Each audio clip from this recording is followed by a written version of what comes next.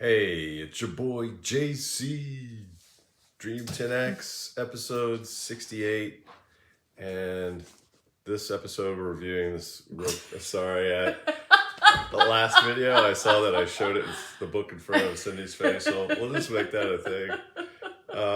This book is called Mine's Bigger, and it's by David Kaplan, and it is about the Maltese Falcon. Again, the sailing boat that I've been talking about a couple of times on different podcasts. And we're here, before getting to that, we're here in an undisclosed location. Now, we're in, where are we? Troutsville, Virginia.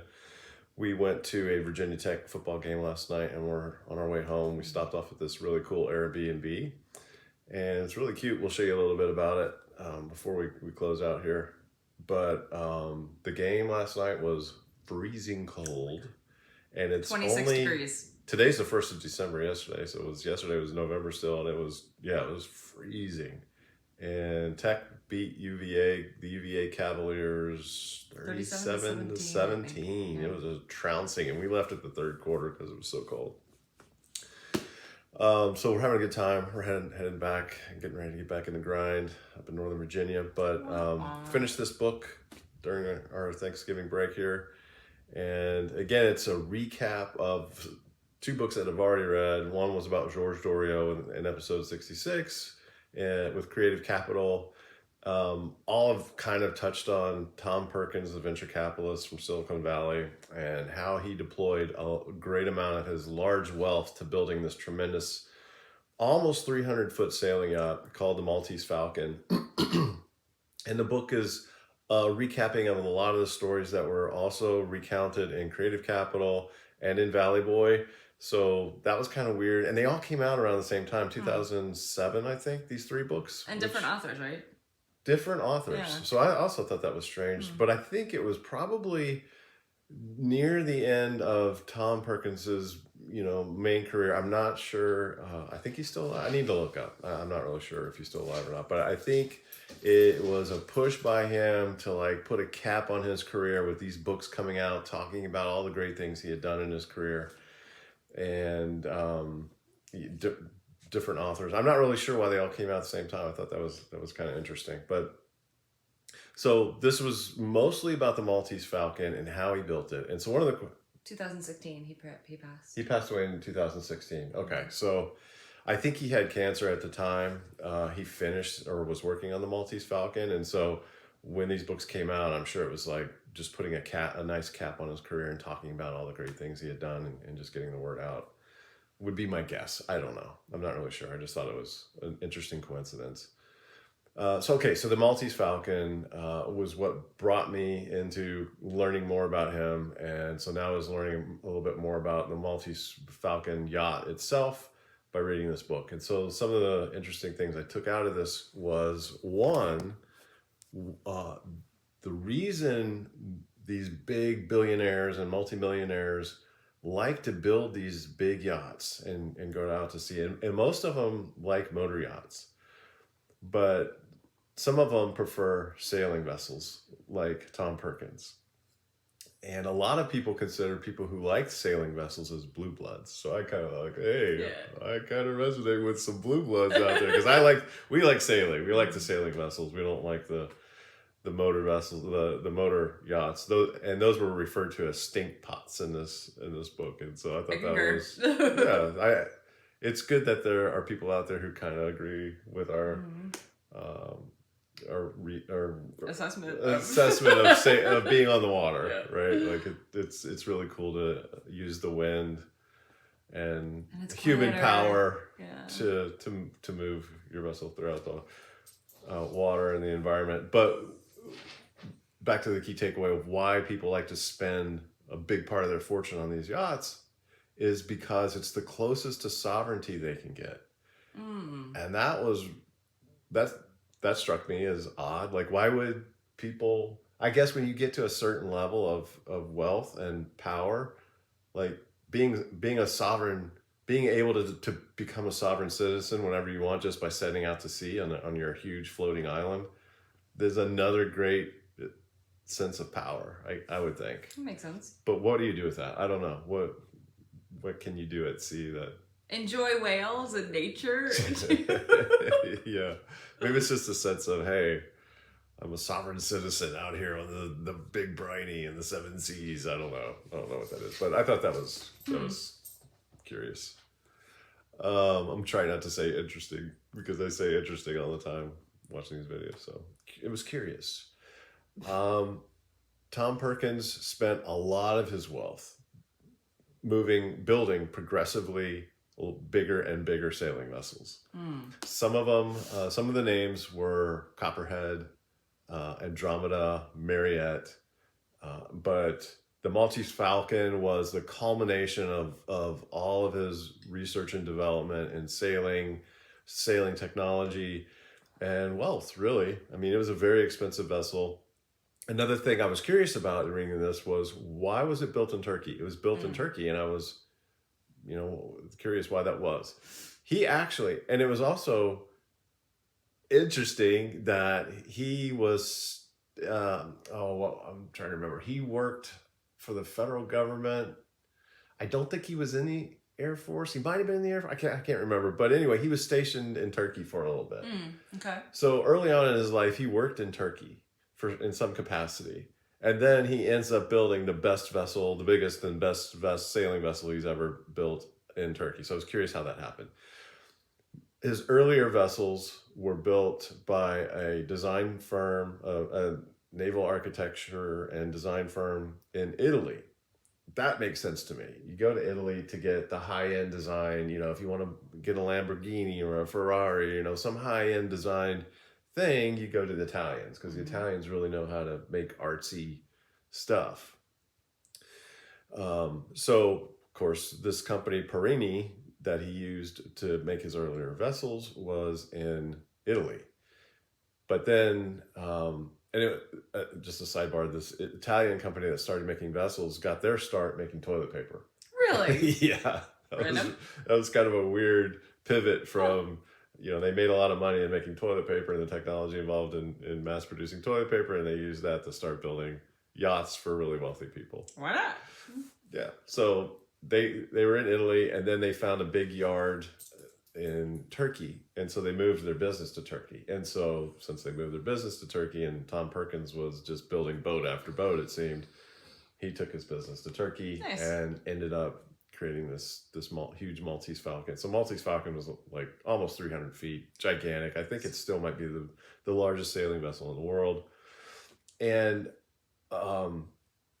it was funny to me how, these guys with the big money who are chasing sovereignty out on the seven seas, who are into sailing yachts, keep competing with one another and trying to get a bigger and bigger boat made and go faster and faster and faster.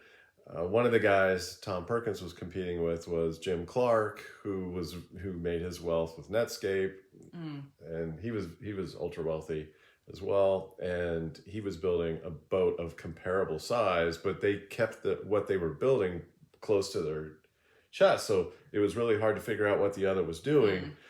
And ultimately, Perkins's boat came out to be larger vessel than Clark.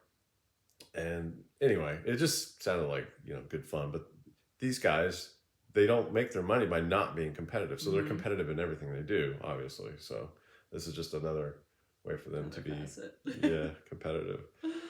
So it was interesting to learn more about the life cycle of Perkins's knowledge of sailing and sailing technology, and the new technology that he created, that he funded, that went into the building of the Maltese Falcon. These sails were just incredible technology. This Dyna rig that he developed was new technology. You can essentially drive the whole boat, unfurl the sails and everything from the cockpit with a single push of a button. I don't know if I would feel comfortable going to sea with something like that, knowing how much technology fails. And Perkins, of course, was a physicist and engineer by education as well, and by trade. And he did not like the idea of software driving his boat. He was afraid of hackers and stuff like that, but he trusted the mechanical stuff more than the software part of it. But I think I would trust technology whatsoever. Like I just would want, if I'm going to sea, I want, simple. You want simple Jason as Bungert with possible. you. And somebody like Bungert with me. Why do we keep talking about Bungert in every podcast? It's either Tom Perkins or Bungert we talk about. Because it's sailing. It's a thing. Yeah, okay. So anyway, very technologically advanced vessel, huge crew, very. There's some pictures in this book, and that's why I liked it. It's because there's a lot of pictures of the inside of the boat. Beautiful, wow, just stately, just nicer than any house I've ever been in this boat.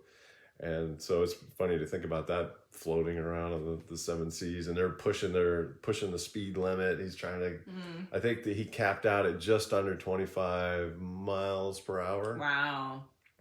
Or was it knots? It's usually knots, but I think they said it was like just under 25 miles an hour.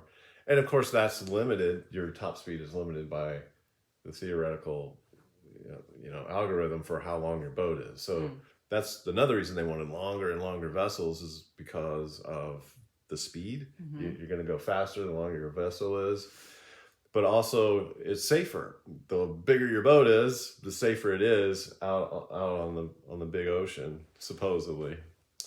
So that's one of the reasons they kept wanting bigger vessels, so they would have longer and longer reach and safer time out at sea, faster time. So it's an interesting book. It's a fun read. I'm going to be reading, let me see.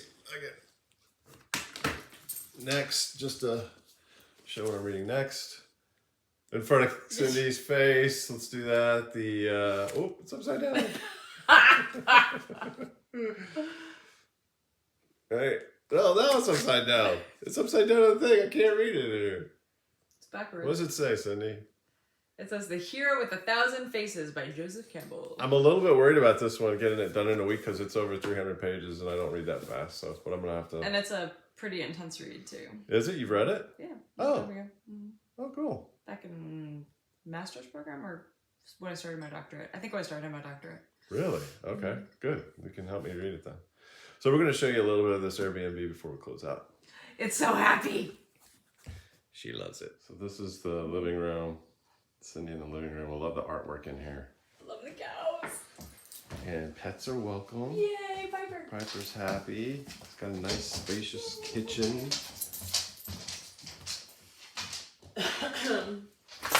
Nice bedrooms. Are you going to take him into There's Narnia? Huh? Are you going to take him into Narnia? Yeah, of course. Okay. I'll wait. And then it's a 2-bedroom thing here, so it's very, very cozy and very spacious too. Bathroom. It's out in the country. Oh, Piper, come here. Come here. Come here, Piper. Wait. See you come out, James. Piper, stay. Where's the... Oh, here. There's goats and animals and stuff. Turkey. Oh, they think we're gonna feed them. Hi guys. Hi my friends. Here, go baby. Look at babies. Oh my goodness. We don't have any food. We just have love. Sweetie. Like my kids, screw that, I want food. I know. Tell me all about it. Tell me about your day. What? Yeah, and then there's the chicken running. You get him? I'm coming! I'm coming! Is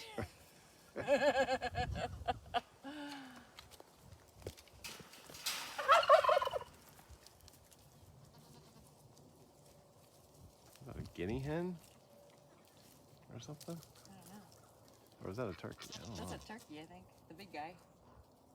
Hey, dude. Yeah, he's a big dog. Yeah. Hi, sweetie. Come here, baby. Oh, no.